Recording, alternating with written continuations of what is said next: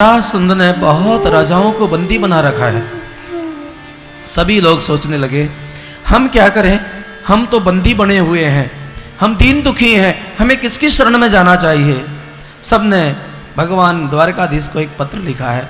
ठाकुर जी तो दीन वत्सल है, उन्होंने कृपा करने के लिए जो स्वीकार कर लिया है। एक पत्र युधिष्ठिर के यहां से आया है। पांडव लोगों के लिए कौरव लोग बिना युद्ध के एक सुई की नोक के बराबर देने को तैयार नहीं है। लेकिन शकुनी ने समझाया, भांजे जिद को त्याग दो, खांडव प्रदेश को आप पांडवों को दे दो, उस पहाड़ों से टक्कर खा खा के मर जाएंगे बेचारे। लेकिन ईश्वर का विधान ऐसा होता है, खांडव प्रदेश में एक खजाना उनको हाथ लगा है। युधिष्ठिर एक धार्मिक व्यक्ति है, उसको लगा है कि इस संपत्ति पर मेरा अधिकार नहीं है, समाज का अधिकार है, यही होना चाहिए। ये जो काया है ये राम जी की है और माया जो है ना ये सरकार की है। परमात्मा कब इस शरीर को ले ले और कब हमारे सरकार का एक आदेश आ जाए कि 2000 के नोट बंद हो रहे हैं, आ ही गया, आएगा क्या। इसलिए जो माया है ना ये सरकार की है। कई लोगों को तो ये परेशानी हो रही है कि हम लोग जैसे तैसे कुछ इकट्ठा करती हैं और ये मोदी जी नोटबंदी कर करके हमारा सारा बैलेंस बिगाड़ रहे हैं। लेकिन ये जो काया है वो राम जी की है, माया सरकार की है। और फिर उसके बाद उन्होंने यज्ञ करने की सोची है, भगवान के पास संदेश भेजा है। अर्जुन और भीम को साथ ले जाकर जरासंध के यहां युद्ध की याचना की है।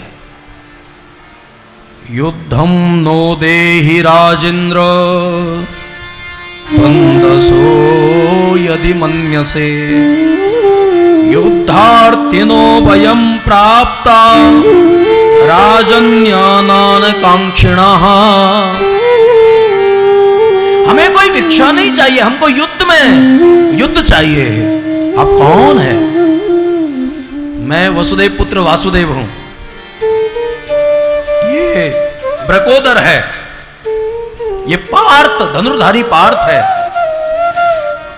तुम तो रण छोड़ के भाग गए थे, मैं तुम्हारे साथ युद्ध नहीं करूंगा। अर्जुन के साथ में भी युद्ध करना मुझे पसंद नहीं है। भीम के साथ में जरासंध का युद्ध होता है। और भारत के अतीत को देखो, ये देश का अतीत कितना महान रहा होगा। एक जमाना था कि युद्ध के अंदर भी धर्म हुआ करता था। आजकल लोगों की बुद्धि ऐसी हो गई है कि धर्म के अंदर लोगों ने युद्ध पैदा कर दिया है। भारत वो देश था जहां युद्ध के अंदर भी धर्म का पालन होता था। दिन में युद्ध करते हैं और रात्रि में एक ही शिविर में सोते हैं। वो लोग धर्म के प्रति कितने जागरूक रहे होंगे। आजकल हमको ऐसा लगता है कि धर्म बढ़ गया है, धर्म नहीं बढ़ा है, धर्म का दिखावा बढ़ गया है। कहीं ना कहीं आज का समाज थोड़ा सा मानसिक परेशान हो गया है, क्योंकि वो धर्म को धारण नहीं कर पाता है। मैं पुनः पुनः कहता हूं कि हम जो सुनते हैं वो धर्म नहीं होता है, हम जो कहते हैं वो धर्म नहीं होता है। जिसको हम जीवन में धारण करते हैं वो धर्म होता है, वो धर्म कहलाता है। हमें ये बातें सुनने में अच्छी लगती हैं, लेकिन ये बातें हमारा आचरण बननी चाहिए। उस रोज भी कहा था कि धर्म आवरण नहीं है, धर्म आचरण है। और उसके बाद में फिर जाकर भगवान कृष्ण की कृपा से भीम ने उस जरासंध को अच्युतम केशवम किया है। ऐसे आताताई जब खत्म हो जाते हैं और उसके बाद सारे राजाओं ने भगवान कृष्ण का जो स्तवन किया है, उनको बंधन से मुक्त किया है। और जैसे ही कृष्ण भगवान ने उन सबको निहारा, सभी 3 और बंदी राजाओं के आंखों में आंसू थे, सभी के आंखों में अश्रुपूर्ण भाव था और सभी ने अपने कृतांजलि होकर भावांजलि समर्पित की। अपने आंखों में आंसू भरकर परमात्मा का जो श्लोक गाया,